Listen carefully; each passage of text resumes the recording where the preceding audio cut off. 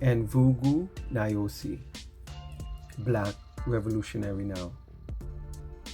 Just wanted to bring you this video on this white man, this cracker, this murderer, this white South African named Louis Van Schoor. He unalive a lot of black people in South Africa's apartheid era. This cracker just passed away a few days ago, and it is very interesting because not a lot of people heard about this story, and there's many white people who lives in South Africa. The Dutch, those are the Dutch who lives in South Africa now. Those are the criminals who came to South Africa and unalive so many black people, killed so many revolutionary like Stephen Biko, like Chris Hani. The list goes on.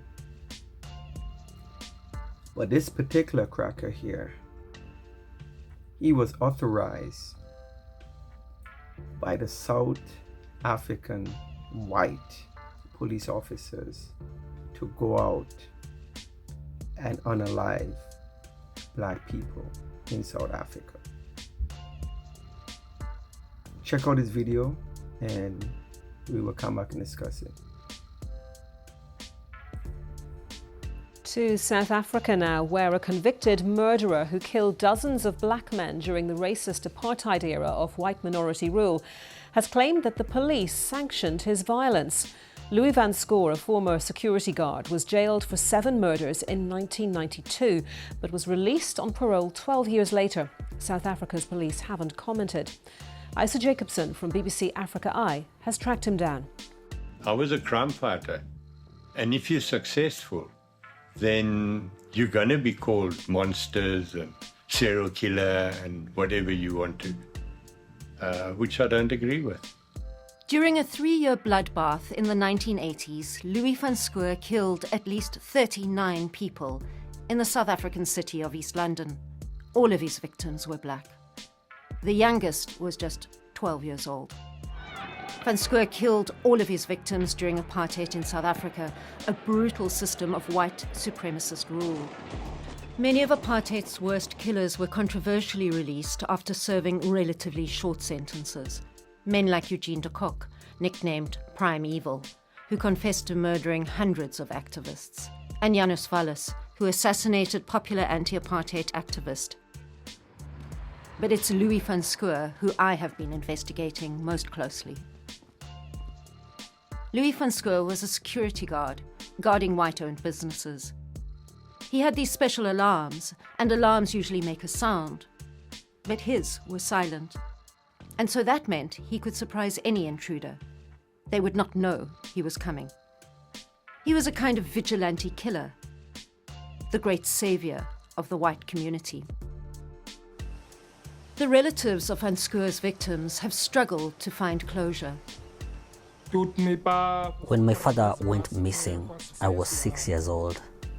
And I found out 2 years later that my father died and that he was killed by Van Schoor. Sometimes I sit down and the tears just fall from the heartbreak because of the pain that I feel.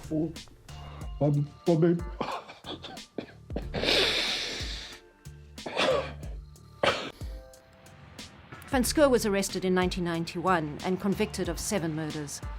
But he only served 12 years in jail, and more than 30 of his killings are still categorized as justifiable by the police. I went to confront Van Schoor in person about his killings. It's a horror show. It's a bloodbath. This is a 12-year-old. Yeah, well, he looks much different lying there than what he was at night. Your job was not to kill. Your job was to apprehend. You are a serial killer. You know, these are serial killings. You're stepping over the line now. Never have I been proven by court a serial killer. Is there nowhere in you that feels some shame for these atrocities? I'm sorry, no. The families of Van Schoor's victims feel they may never get justice, but they are determined not to let his actions destroy their spirit. Isa Jacobson, BBC News. And you can watch the full BBC Africa Eye documentary on iPlayer in the UK or on the BBC Africa YouTube channel. You can search for The Apartheid Killer. Yes.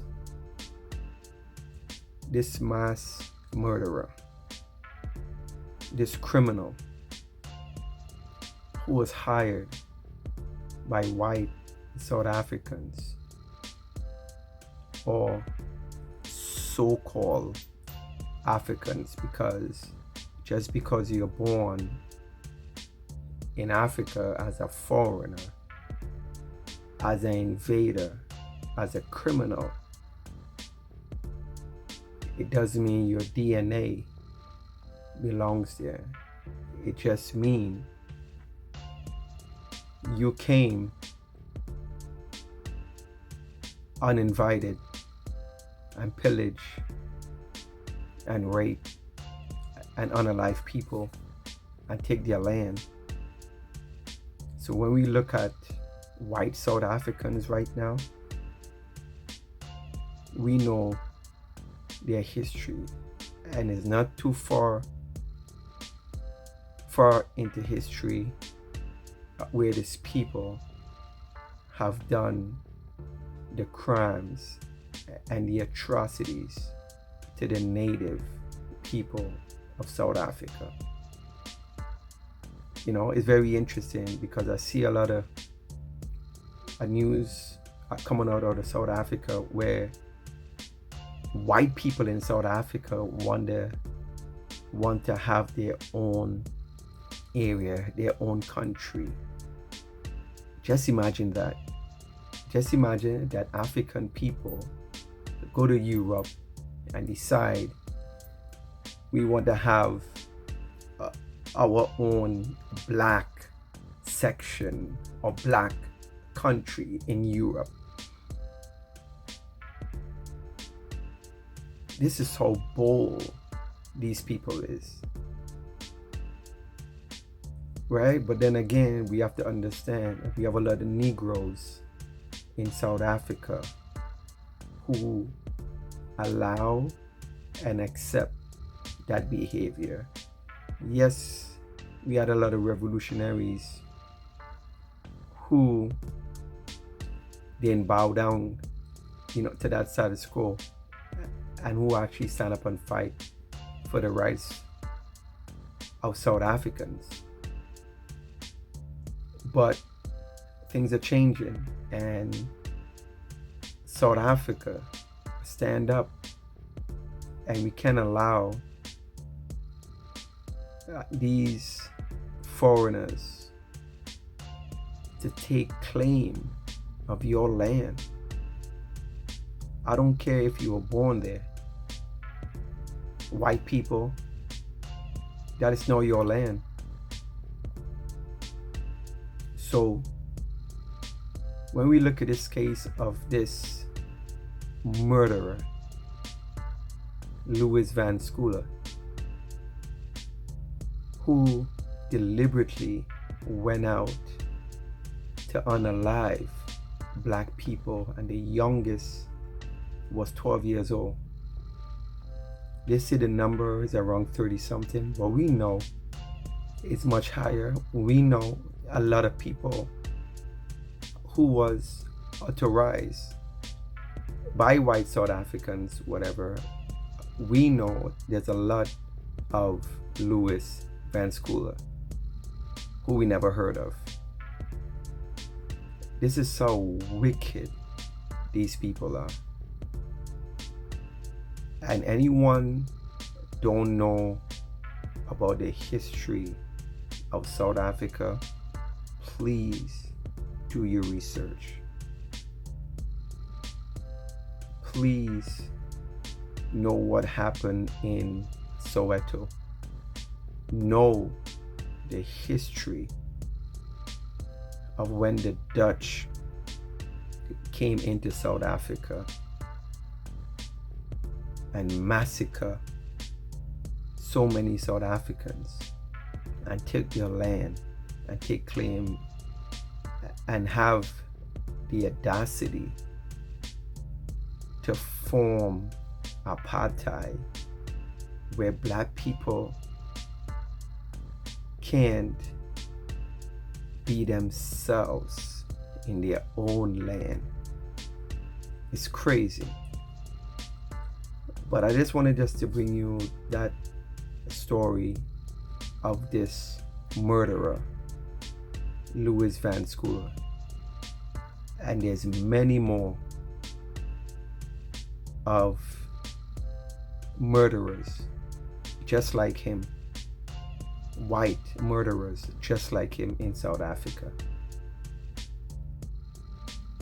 Do the history